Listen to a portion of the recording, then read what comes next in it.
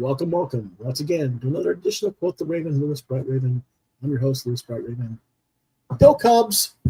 We've advanced another round of the division playoffs. And if I had my other hat, I don't, but I'd be wearing my Detroit Tigers hat. Go Tigers! That's what I want to see for a World Series.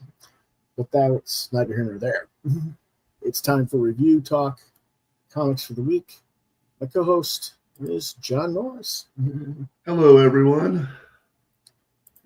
And third wheel is not here this week.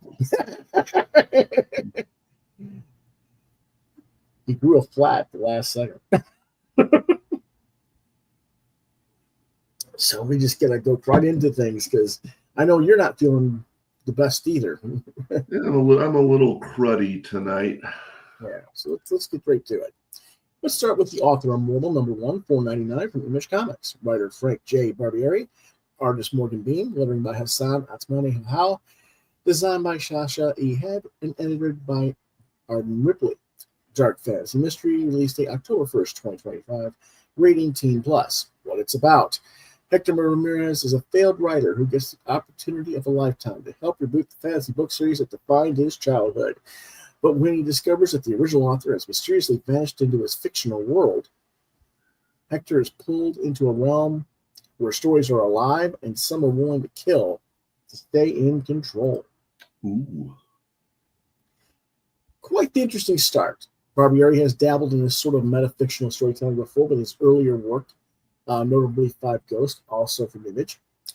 And it's pretty self-evident that he's applying the same kind of techniques and ideology to the notion of author and their connections to their works, which was something that was also for Mike Carey's The Unwritten from DC Vertigo as well. Now, there's the unfortunate obviousness of who the Dub Luckwell character is meant to be a parody or reference to, J.K. Rowling, among others. And I didn't think that it was necessary to make that so glaringly obvious. There are other writers out there, even in comics, who are just as obnoxious and off-putting to their fans in recent years that are more to make a more homogenized generic character who could have been reflecting elements of multiple persons would have been just as effective and maybe not so over-the-top finger-pointing. That being said, the writing's fine. The art by Morgan Bean is nice, and I like her watercolor palette. She did everything traditional with just a little touch-up on the computer, but it's all traditionally colored by watercolor. And I wish more artists were allowed to do watercolor and color pencil blend in mainstream American comics just because it gives a more natural and original, unique flair to the work for the artist compared to the sometimes homogenized and over-sanitized and over-rendered computer color work. And, of course, Chris isn't here to argue with me, so meh. This is why I tell colorists to study watercolor and traditional methods and be proficient in those fields as well, not because it affords you the opportunity to have a wider range, but that you can explore as artists in those techniques on your own outside of comics as well. What would happen if you had a painting room for watercolor oils and acrylics to do, say, landscapes or wilderness paintings or on canvas to potentially market to an audience base in the fine art community in your own locality? So anyway, that's just something I think we all limit ourselves a little bit too much in trying to be successful in this one channel, this one thing of comics, okay? I know I certainly have done that myself, and I need to get back into the more diversified range of work. But I digress. Back to the topic. The story's got potential. And I'm curious enough to see where it goes. I'm just hoping that Barbieri doesn't get where he's writing it too much like Unwritten, which I ultimately lost interest in about a year in or so. I don't remember how long it ran. A lot of years. But anyway, I give it a 4 out of 5. Let's look at some of the artwork real quick. What do you think of this, John? I think it looks nice. I like the little splashes of color, like on the guy's face in the left. Mm-hmm. Yeah, it looks nice. And then he takes out his special feathered quill writing pen dagger and kills himself. Oh. But see, out of the blood, there's this dark stream of like venom stuff going on, right? Yeah. And she finds out that it's like, all right, there's all this darkness around her and stuff, but she has the power for spell casting and the lights, the hope, and all that stuff.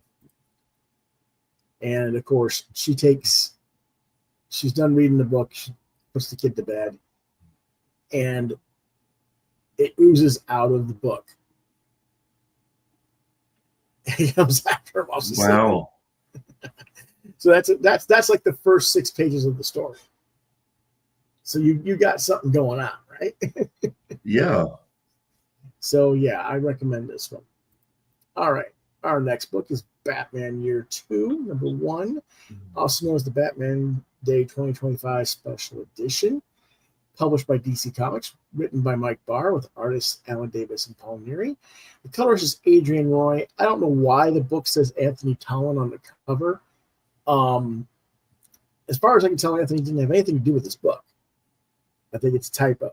I think they meant to put Adrian Roy and put Anthony Tollin for some reason. But anyway, the lettering is by Richard Starkings, edited by Denny O'Neil. Genre superhero, released September 28th, 2025 for Batman Day.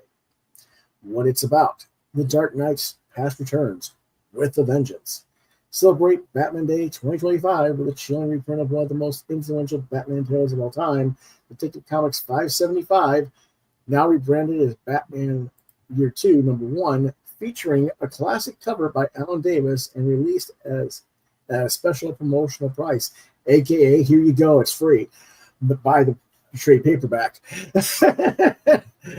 Anyway, following the critically acclaimed Year 1, this story launches into this next chapter of his early crime fighting career, where the stakes are higher, the villains deadlier, and the moral lines are blurrier than ever. Enter the Reaper, a brutal vigilante who slaughters criminals without remorse and challenges Batman's very code of ethics. As Gotham's underworld descends into chaos, the Caped Crusader must confront the deadly question: can justice exist without mercy? This is the story that influenced the animated film Mask of the Phantasm. It's one of the seminal works of the 1980s era of the character, presented at the beginning for new readers. What do I think? It's an excellent selection reprint for new audiences to be given out free by retailers for Batman Day, and I hope it does drive customers to seek out the traded collection. Again, I don't understand why Tolan was credited on the book. He didn't do the colors on the book originally, and he didn't do the recolor on this guide. That was done by Tom Zico. I find that a little bit odd. I think it's just a mistake. I do hope it brings more readers into the Mike Barr of the character, that Mike Barr's era of writing the character, whether it's Batman, Detective, or Batman and the Outsiders of the 80s, as he is very much one of the underrated writers of the character. But I realize that it's doing, I'm also going to end up giving Tom McFarlane more money because he drew the majority of this story arc, because Alan Davis left after a single issue after a dispute with editorial.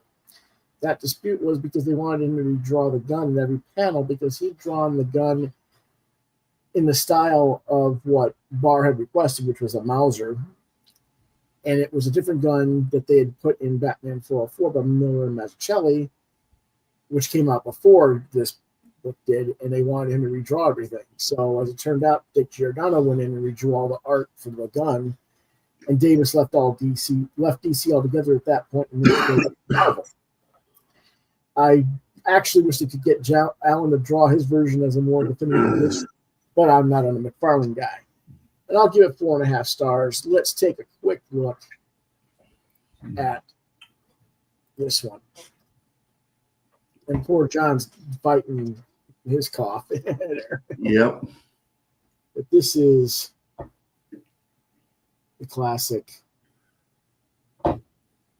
And as you can see, oh, I'm covering it up with the lettering here. Can you read it? It's not really coming out on the camera, but it's Adrian Roy. There we go. Adrian Roy colors. Yeah, I see that. So it's like I'm a little bit annoyed that they didn't do it, right? But you know, the art's cool.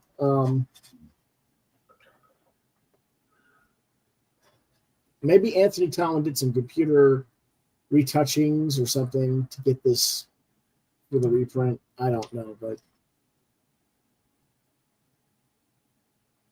it's just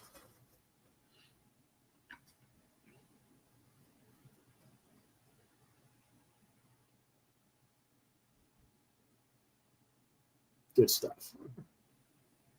Facial features, the way he does hair.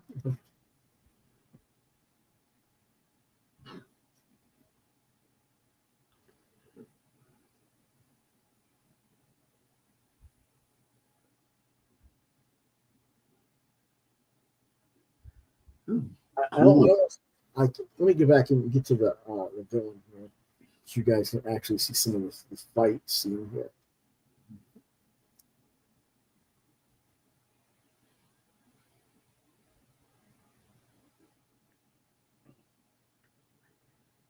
And I realize that some people aren't necessarily huge on Alan Davis at this time.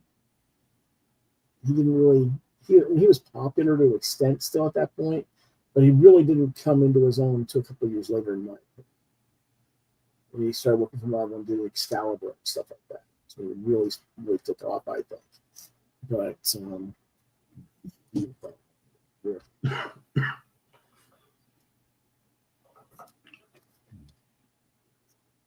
He ends up getting pretty badly trashed to the point where Leslie Tompkins has to like treat him,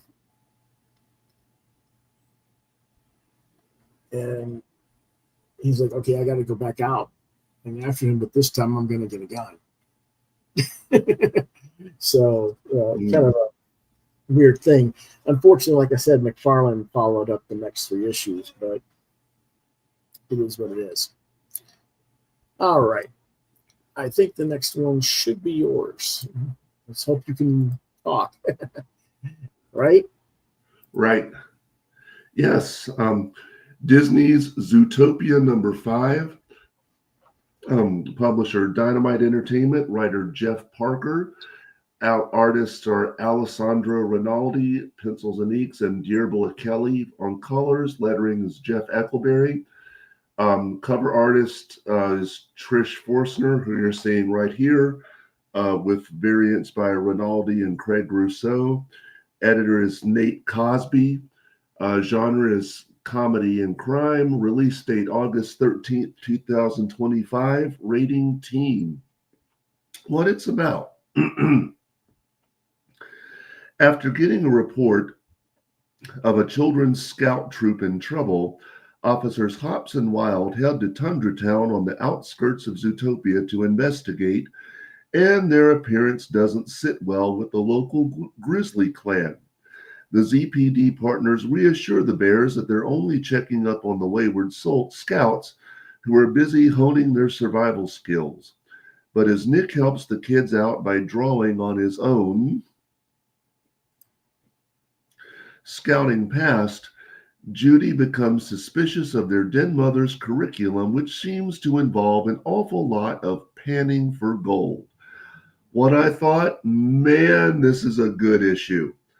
Once again, Parker and Rinaldi populate the issue with memorable characters, including the adorable scouts of the Zootopia Junior Rangers and their den mother, Miss Bev, to the Bear Clan trio, which is Zeke, Zeb, and their Paul, whom I can only describe as Disney meets Deliverance.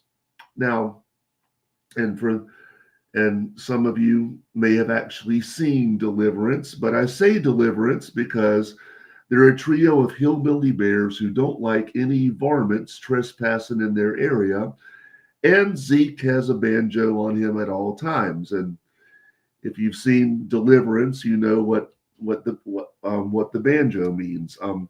I say Disney because Zeke and Zeb also happen to be the names of two members of the Five Bear Rugs from the Country Bear Jamboree, and Zeke plays the banjo in that group too. Coincidence? I doubt it. The story does a nice job of tying into the overarching plot of tracking down a mystery criminal. It's also hilarious, from antics of the Bear Clan to the Scouts not believing that Nick is an officer. But there's one scene that really elevates this issue, and it's the reason I'm going to rate this issue higher than the others. Now, I do have to correct the official synopsis, though.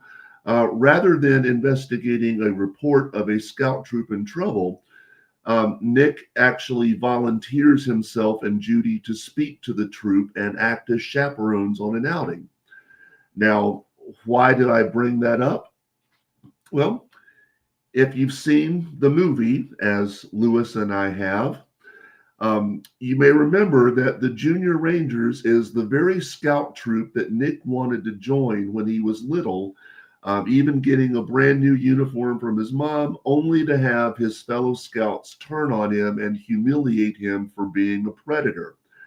That was, of course, a pivotal moment for Nick, in which he vowed never to let anyone see that they got to him, and to not be anything but the shifty, untrustworthy fox that the world saw him as. And Nick's expression makes it clear that it's still a painful memory. So, for Nick to willingly volunteer to engage with the Rangers so that he can, in his own words, maybe show them a predator doing something for the community, I think that's a wonderful bit of character development. It shows how far Nick has come, and I'm glad Parker and Rinaldi addressed it. Hold on a second. All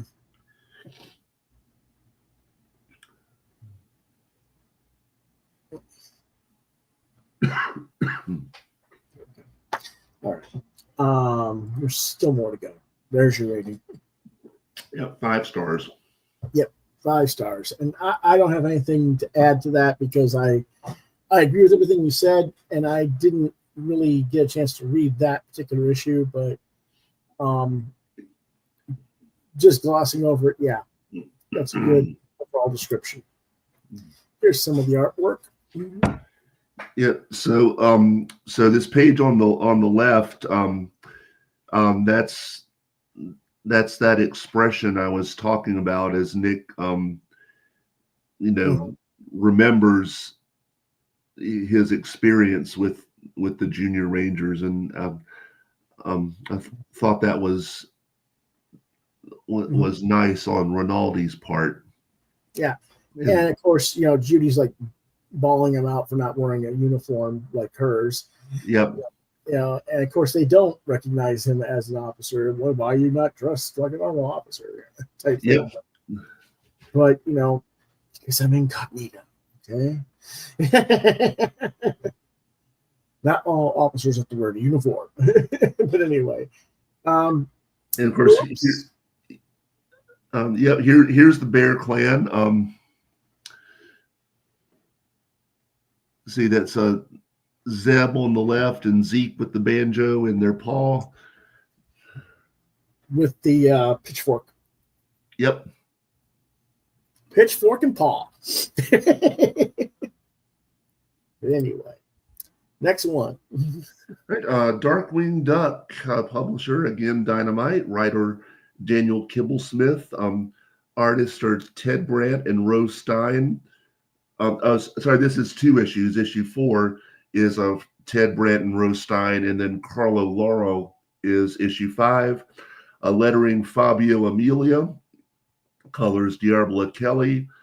Cover artists are Tad Stones, Mark Bagley, Brantenstein, Nicoletta Baldari, and Ciro Cangelosi. Editor is Nate Cosby. Genre comedy superhero. Released May 21st for issue 4 and August 20th, 2025 for issue 5. So what it's about in issue 4, Darkwing and Launchpad return to the serious business of thwarting crime, only to run afoul of yet another nefarious nemesis, this time in the form of Quackerjack, who enlists the help of Lilliput and his shrink ray to cut the two defenders of St. Canard down to action figure size and trap them in a family fun arcade. Then in issue 5, fate conspires to throw Darkwing into conflict once again with the malevolent Megavolt. Could this be a sign that the high voltage villain is really the arch nemesis of DW's dreams? To find out, Darkwing will have to strap on a pair of oversized goggles and try to thwart Megavolt's virtual heist in the newfangled digital realm known as the Internet. What I thought, both of these issues are lots of fun, as the whole series has been, and both offer some nostalgia. Of course, in issue 4, it's the arcade. Now, I rarely go to arcades these days, but in my youth, I very much remember going to Chuck E. Cheese's and Showbiz Pizza before that, and other arcades, and those were some good times. Now, Skee-Ball was always my favorite. So to see Darkwing and Launchpad having to run for their lives inside a Skee-Ball game was a lot of fun. And in issue 5, it's the Internet. And this issue is a blast for those of us like Lewis and myself, old enough to remember not only the early days of dial-up internet, but also, yes. And you never forget that sound. You never forget that sound. But also what life was like before the internet. And yes, all you youngsters, there was life before the internet. And if you had my opinion, I think it was a lot better. Beside the point. So there's chocolate chip internet cookies. Yum. A search engine and plenty of internet references in the dialogue. Plus, it actually makes a case against fighting on the internet. And boy, is that a message people need to hear these days.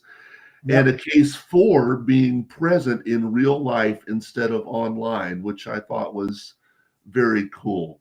Yep.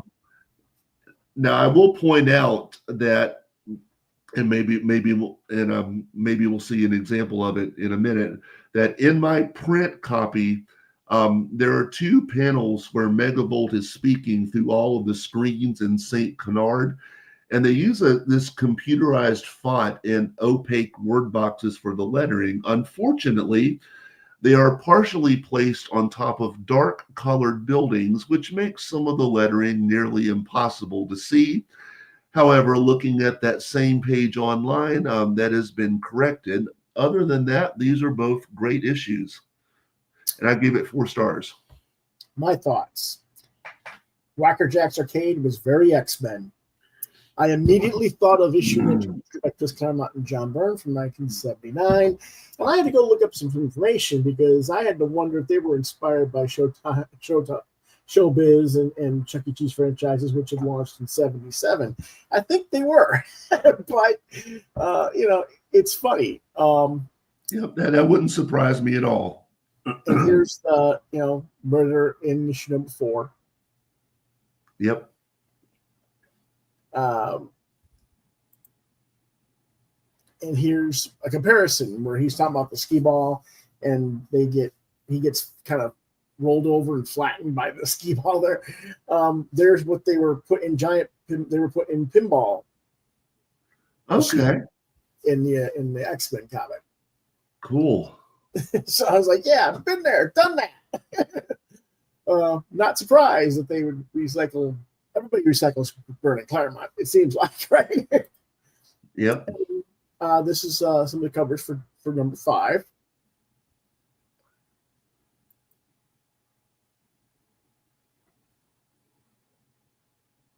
I don't really care for the one that Tad Stones did on the left here. I was disappointed in that one. He's better than that, but that's beside the point. This is what you were talking about with, yep. And it's when you first talked to Cinema, I thought you were talking about it was a bad color job. What it is that the file for the pages for the lettering got where the layer for the lettering got buried underneath the art. Okay. And so they had to retake the file apart and put it back over on the digital, but they didn't do it on the print. And if you'll notice, the color on the right, which is the corrected version, the color overall is a lot brighter. And so, there's that. Now, personally, I don't care for the way the lettering is done there. I don't like red lettering to begin with. It's difficult to read. But it's like if you got light blue against dark blue, and I know they're trying to like make it sound like it's coming out of the screen, sort of, but it just, they would have been better off to like do something where the lettering was like light against a dark thing with a yellow out border or something. I think would have been better. I don't know. I just wasn't happy with that. And of course, Chris isn't here to say anything, so that's the way it is. But it is what it is. Okay, here's some more of the artwork from number 5. Yeah, there's those chocolate chip cookies, and in a literal internet search engine. Yes. And the funny part is, he goes, all you have to do is ask you something you don't know the answer to. Right? That's impossible, my chocolate chip chum. Darkwing Duck knows everything. Well, in that case, search engine, what doesn't Darkwing Duck know? This is the fastest thing this has ever gone. This is awesome. Which, is that actually a compliment or saying he's a dumbass? Because if you think about it, if it's the fastest search engine's ever gone to find answers, it means he doesn't have to go find a bunch of other things. He's trying to find something it doesn't know. But I don't know. It's interesting, right? Yep. Interpreted really weird. The outside borders for the characters are interesting here, but it was different. I wish if this had come out in the 90s, it'd been beautiful. But I just feel like it fits stuff for you and me, but does it really appeal to the audience base it's supposed to be for? Younger kids who don't really know the internet, that history. I don't know. It's interesting though. Okay, next book is Orphan and the Five Beasts, Bath of Blood, number 1 of 4 for $4.99 from Dark Horse Comics. Creator James Stokoe. He does all the work, writing art, and lettering. Editors Daniel Chabon. Assistant editors Chuck Howard-Leese and Foster are Cubans. Genre is fantasy science fiction with an 18 plus rating. There is nudity in this one. I'm sorry, and there's ultra violence in this one. Release date September 24th, 2025. It's about Orphan Mo is back. After having dispatched 2 of the 5 beasts tasked to her by her late master, to hunt begins for the 3rd. But Mo isn't the only one following the trail. And as a whole new cast of eccentric and dangerous characters arrive to join the fray. It's spaghetti western, Japanese style kung fu action in the James Stokoe style and brand as you like it. And just a moment. You guys want to see the monster? He's here. Hey, Midnight. He was like, no, I don't want to go. I don't want to be seen. Let me hide and get your black. He's something else this week. But anyway, let's get back to the story. That's why I was having a little bit of time reading the text because he was getting in my face. Anyway, this comic is so much fun. But I do admit you're being dumped on, or being dumped into in media res of the storyline. So persons who have never read the original series from before can very easily get confused as to what's going on. Stokoe's art is just awesome. I wasn't suspecting some of the themes he wrote about, particularly women and youth and the expectations placed upon them, as per the conversation between Mo and Zan in the bathhouse. Stokoe has always been a detailist, but I feel like he's been studying a lot of Art Adams and Guy Davis's The Marquis, and somehow still doing his own thing. I just see certain ways that the pages are flowing in design and layout that make me think of the other two and some of the things I've seen those two do over the years. And that's not a bad thing. More people could learn a lot from Guy Davis's various work, and of course, studying Art Adams is always smart. Dark Horse's parent company should probably be trying to get this made into an animation film or animated series. While they wouldn't be able to necessarily duplicate the hyper-detailed style of how Stokoe does his work, I bet if the guys who did the Batman Ninja took this on, it would be a hit. Chris was supposed to read this. He didn't have time because he was sick. So we didn't get a rating from him, and I'll give it a 4 out of 5. Let's take a quick look at some of this artwork. Mo takes one of her assistants, shall we say, out of the building after she douses all the oil and lights the place up on fire. And he's like, "What the heck? Oh, you beat him. Okay, we won, yay.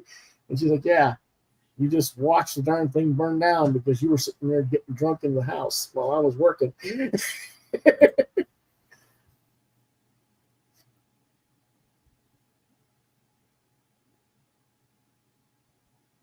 And I crossed out the cuss word, by the way. It's actually there in the letter, in the actual story. But the artwork is just, look at that detail. It's beautiful. And he does his own color work and everything. So it's like, it's fun stuff. All right. Our next book is Pest Control, trade paperback for £15. This book from the UK. Publisher Afterlight Comics. It was crowdfunded. Writer is Max Aguirre, who is a Spanish cartoonist who's very popular over in that part of the world. And I'm familiar with his stuff, but I was expecting something a little bit different than what I got here. The artist is Jack. The editor is Joseph Oliveira. The genre is horror, sort of comedy. Mature readers, 18 plus. September 24th, 2025 was when it was released. I got my copy on the 30th. But what do you expect? It was mailed to me from the UK. Took a little while to get here. Anyway, Chino and Wang aren't your average monster hunters.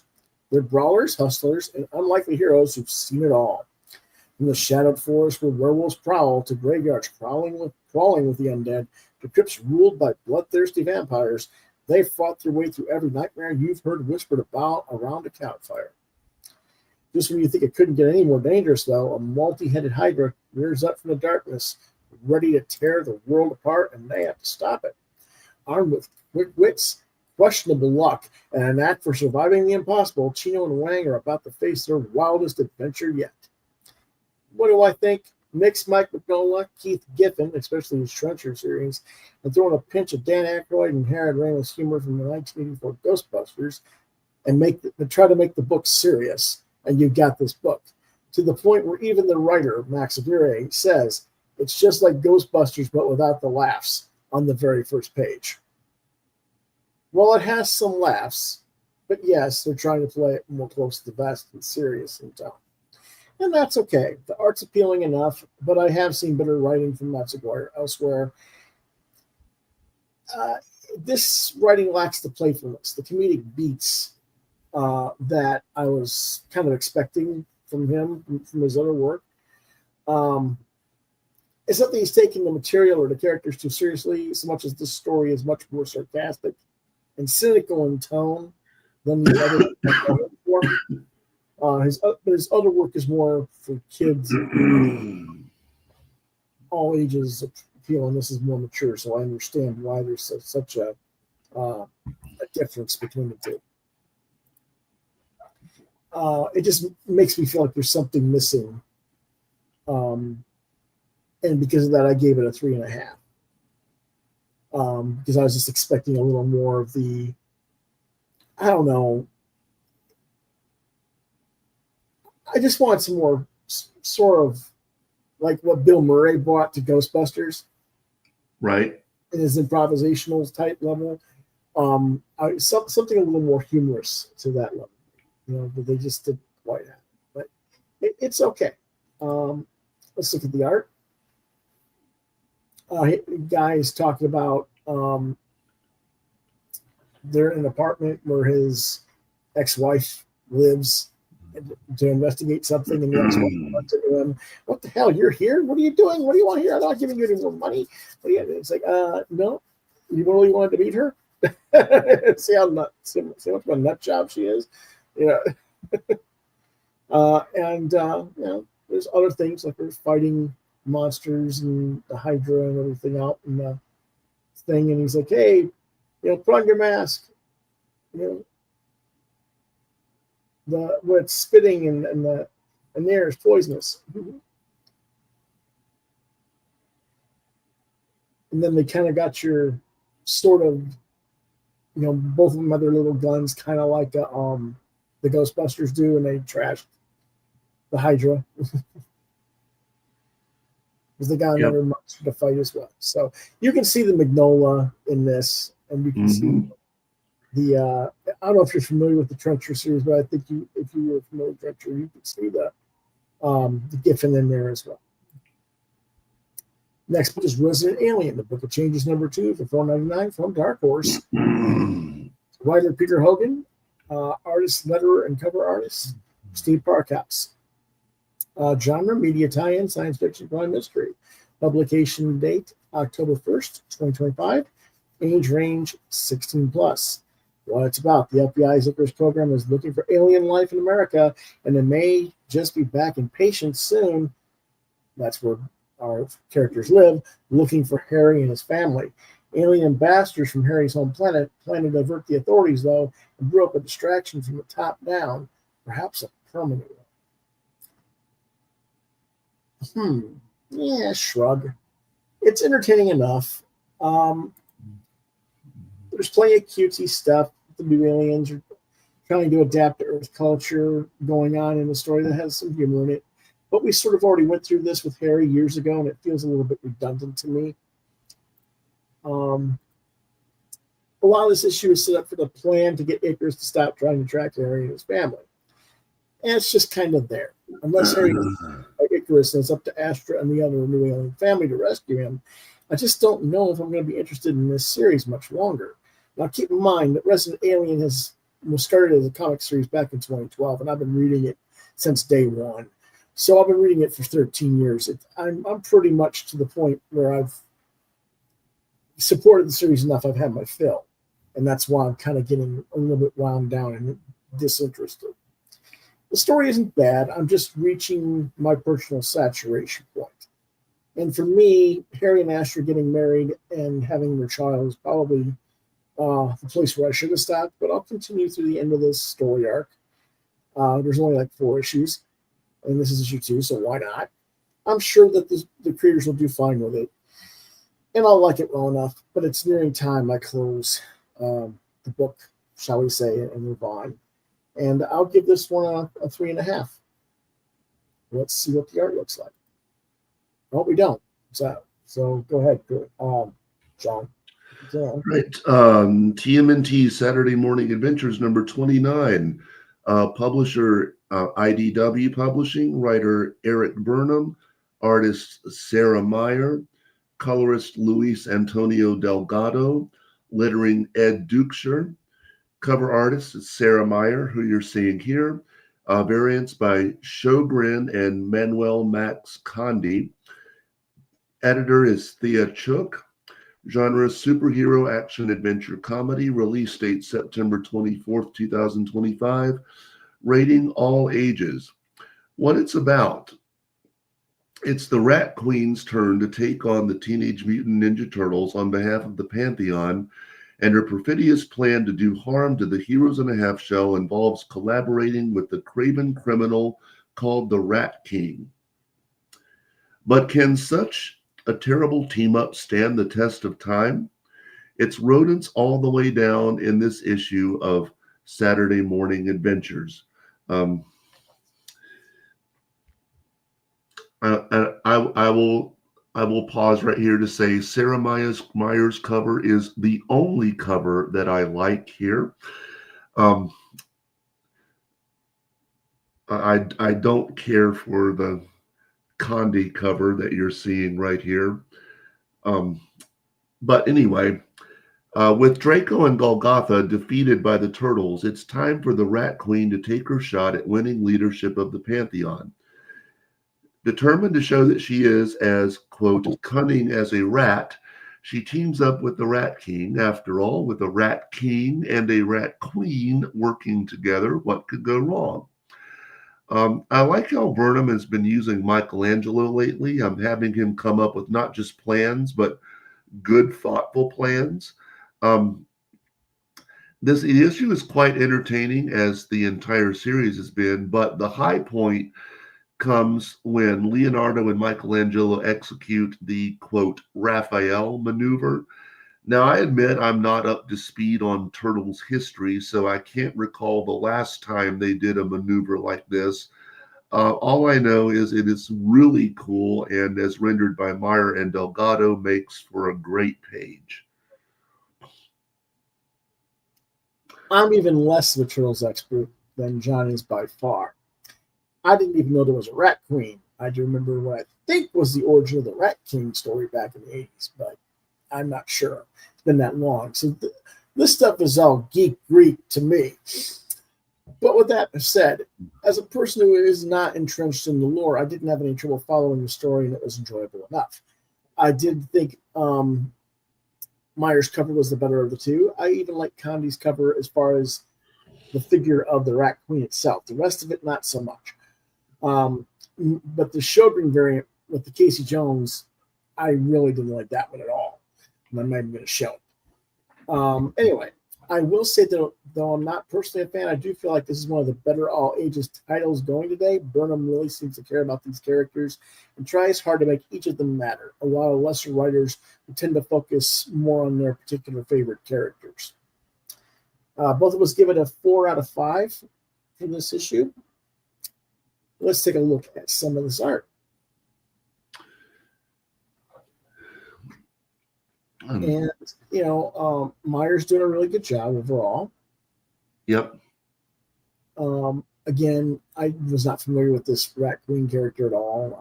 This is just kind of neat overall. I like how that she's like got larger, like oversized rats. You're like, uh-oh. I stand corrected. This isn't ideal. Yeah, it's not when you're like outnumbered like that. With actual big rats now. But anyway, this is the scene on the right that John was talking about the Raphael maneuver. More like the shell shock slider instead of a fastball special from the X-Men, if you ask me. I guess if everybody has to steal from Claremont and Company from the 80s, you could do worse. But I do think that Leo, with all of his limbs pulled inside the black holes, looks really weird, doesn't it?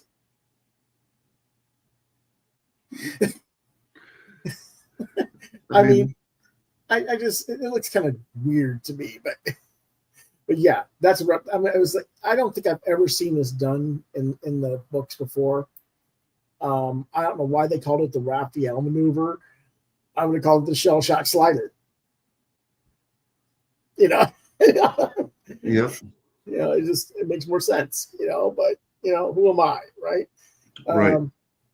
Anyway, next book is Vanishing Point, number 5 for $4.99 from Mad Cave Studios, written by Mark Russell, art and lettering by Ryan Alexander Tanner, colors by Sidney Davison.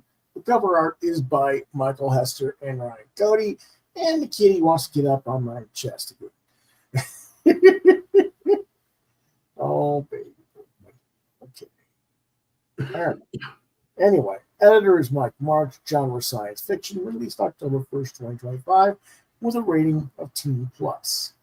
What it's about in this issue rather, a futuristic health clinic keeps patients alive against their will, but to what purpose and why? Well, what did I think of this one? Okay, now, this issue was good. I didn't catch the hints as I was reading the story and the twist at the end, which the hints were there for it all along, and I should have realized it as I was reading, but I didn't. So it was just written really well, and it was strong. The twist is so absurd, though, in its execution at the end, and it offers a sense of morbid humor and juxtaposition to the futility of the lead character's existence, and you sort of end up being conflicted about whether you should feel sympathetic to his plight. The story is he doesn't want to live. The doctor's trying to say, yes, you do, you do, you do. And it turns out that he had done something as a mistake that led to the deaths of many other people. He was running a electric train, and it was going too fast, and he didn't slow it down. It went off the rails, and people died. And so he's like in this, well, I want to kill myself. No, you don't. No, you don't. No, you don't. Well, the reason they want to keep him alive is so that they can publicly execute him for what he did. And the way they do it is so ridiculous that I mean it just really blows your mind, I think.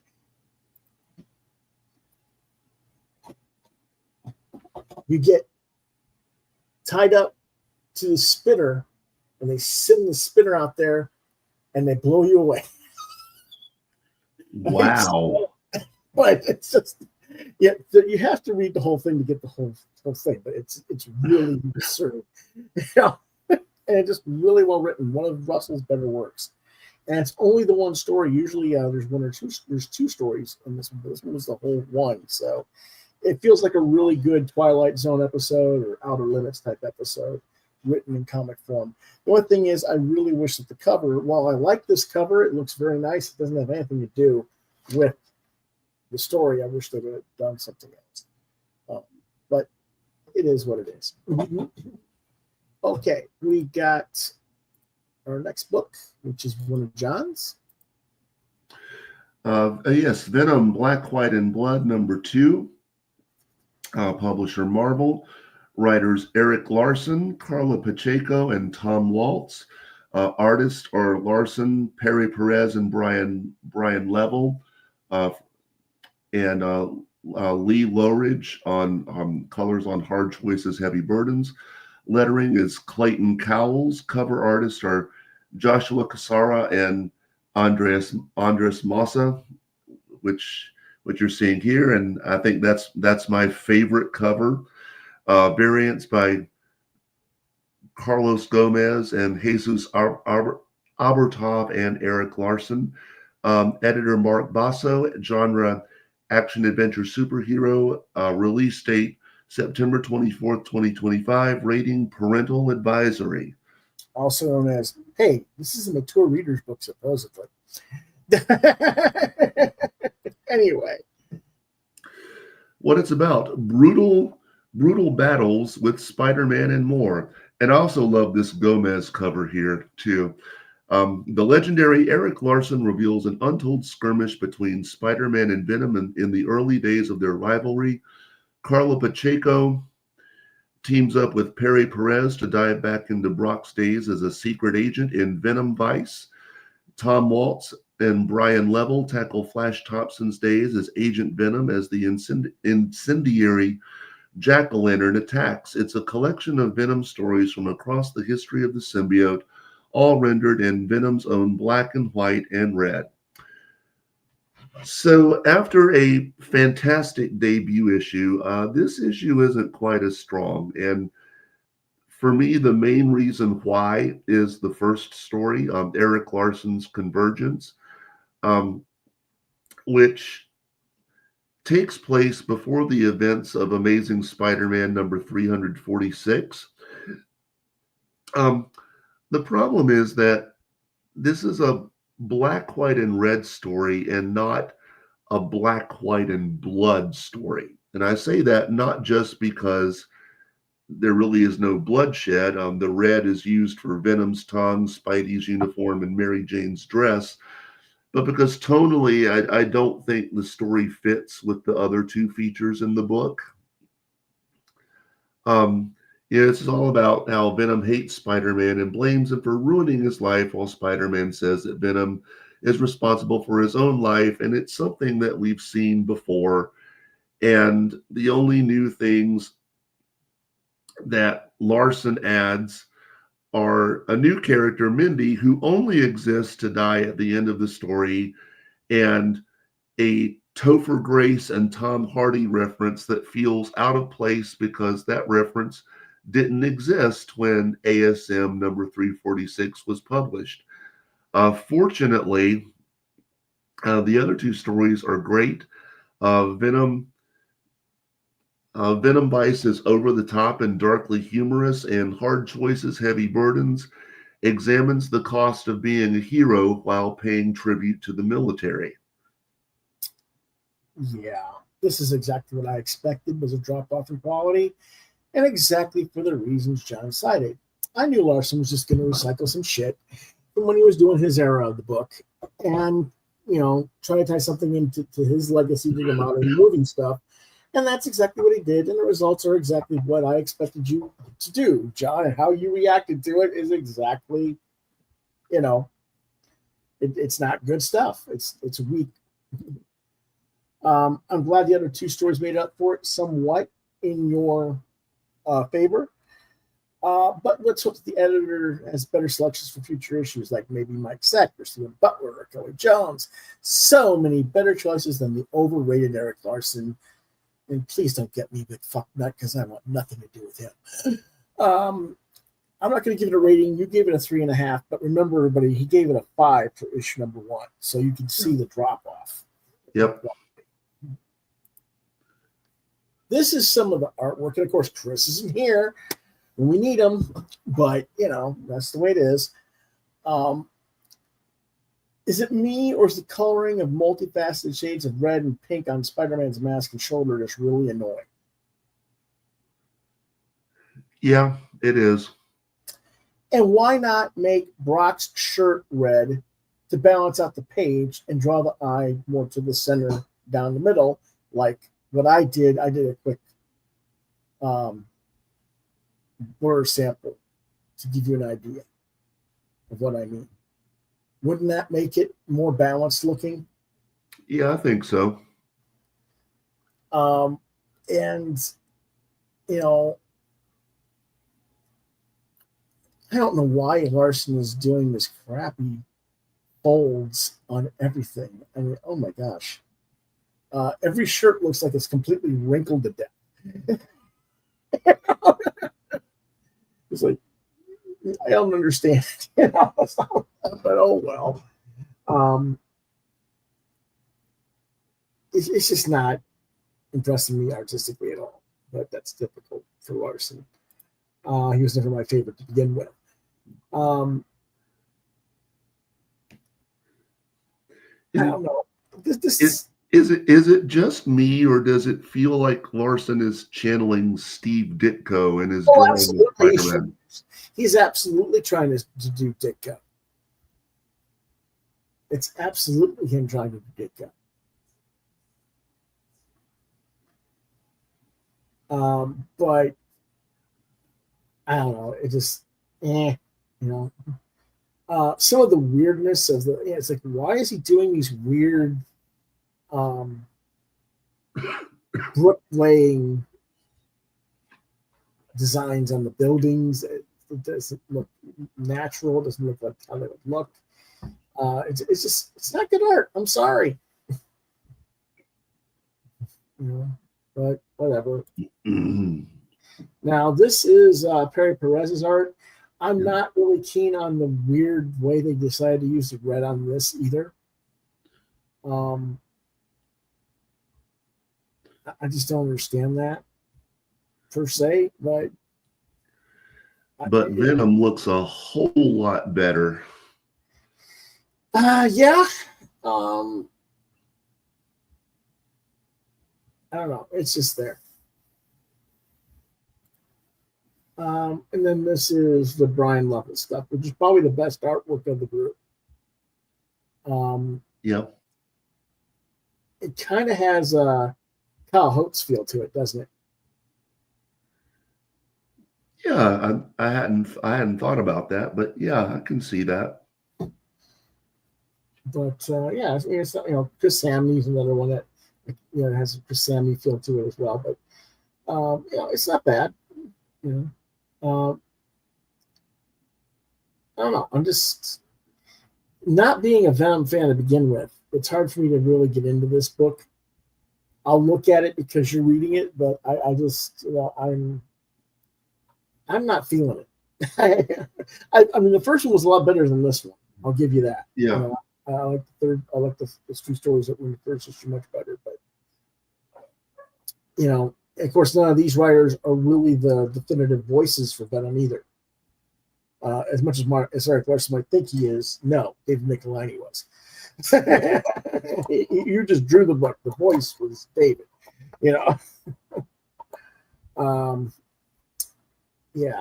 So I think it's more when David and was it J.M. DeMatteis last issue? I think so. Yeah. Guys who actually know how to write Spider-Man and Venom. All right. Anyway, our last book of the night, I believe, Viking Moon #1, $4.99 from Image Comics. Writer Joe Pruitt, artist Marcelo Fruzen, lettering by Joe Martin with a title logo by Lydia Pruitt. Covers, there's two of them by Fruzen. There's one by Philippe Xavier and Jerome Maffrey. Another cover by Dalibor Chahalik and Stefan Bartolik and Moratat. Genre horror adventure. Age rating is Teen Plus. Released September 24th, 2025. What is it about? In 2003? Not 2003, 1003. Leif Erikson established a Viking settlement in Vinland, also known as present-day Newfoundland, a strange new world of plenty, but populated by the indigenous people and something else. Something unnatural. 20 years later, after the original expedition ended in disaster, a new attempt to settle this wilderness is made. Ulf and his hardened tribe of Vikings soon discover that these creatures who are both human and beast are not primitive legend, but death-bringing reality. It's Vikings versus werewolves, and the real reason the Vikings fled North America is because they didn't want to deal with werewolves. It's a tale of blood-curdling horror and barbaric adventure from Eisner Workman Joe Pruitt, from Voices in My Head, Cable and Domino, and legendary artist Marcelo Fruzen from Hellblazer, Loveless, and Kick-Ass, the New Girl. If this had been written by anybody else other than Joe, I would not have picked it up or passed on it. Not even if Joe's brother James had written it, I would have still passed on it. Nope. This is a story that only I would have picked up for Joe. And that's because I can remember him telling me something about this idea he had in the back of his head 30 plus years ago when we were both at Caliber. So I bought this as maybe not so much bated anticipation or expectation, but at least a healthy interest to see just what he came up with in the end. And this was clearly a more refined, more well-studied effort than what I remember him telling me way back in the day.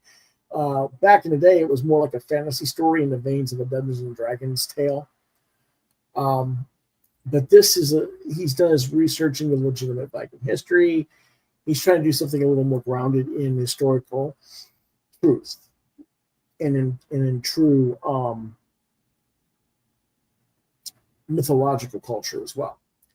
The art by Fruzen is very nice. The story is largely set up for the first issue, but there's more than enough action to keep the reader engaged and want to see more Viking versus werewolf action.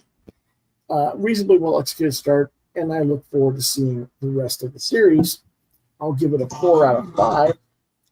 let's take a quick look at that art if we can. And again, there's the cover. It's the lead one. I didn't get any of the variants, but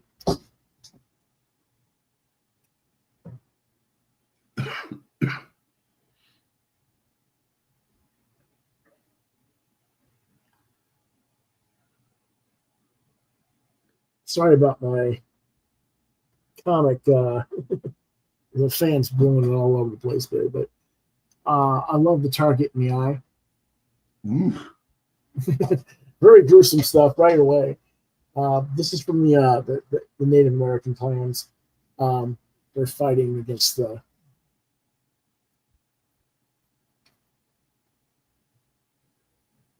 Nordics. That'll be heading on page 2. So yes, it's definitely mature readers. The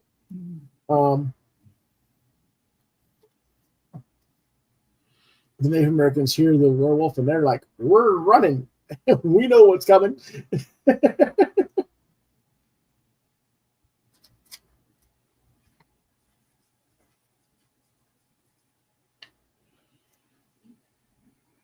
Really nice eyes, facial expressions. And then there's 2 of the wares. And you're like, uh-oh. Yeah. And then they go cut. And overall, it's just, a really cool story. I'm looking forward to seeing what they do with it, the rest of it. Okay, and that's pretty much our reviews for the night. Next week, we will cover Gotham by Gaslight. The League for Justice. If Chris is back by then, he'll cover Pale Knight 4 and 5. We pushed last day of H.P. Lovecraft and Texarkana to next week for his health. I didn't get around to reading the Dracula books like I had planned. I will get those read and reviewed for next week. Blood and Thunder is next week for the last. I think that's the last issue of that arc. And you're covering what, John? I'm covering some of the Gargoyles miniseries. Gargoyles, Demona, and at least one other one. I can't think of which one right now. Okay. I'll be covering some Gargoyles next week. All right. And we'll see what else he might come up with as well. Alrighty. That's next week. Tomorrow, if we're all still alive and kicking, as bad as everybody's feeling under the weather, which is odd. You'd think we wouldn't be, but maybe this fall weather is just starting to kick our butts. But tomorrow, 8 p.m., we'll be discussing the film Saturn III with Farrah Fawcett, Kirk Douglas, and Harvey Keitel, and we hope to see you then. In the meantime, if you want to reach out to us on social media, you can find me on Facebook at Lewis.BrightRaven, on the Muskrat channel, Twitter at LewisBrightRaven2. You can see more of my artwork on /BrightRaven. You've been watching Quoth the Raven, Lewis BrightRaven exclusively on YouTube.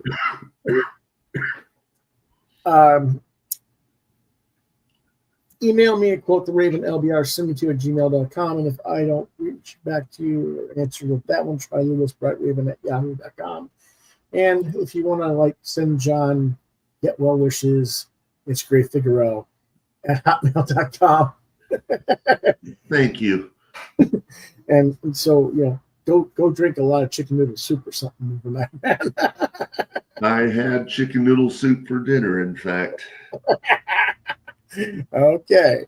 I had chili, but yeah. All right. But anyway, that's all for now. We appreciate you watching, and we'll see you tomorrow night, provided that we're all still here. So see you next time. Quoth the Raven. Nevermore.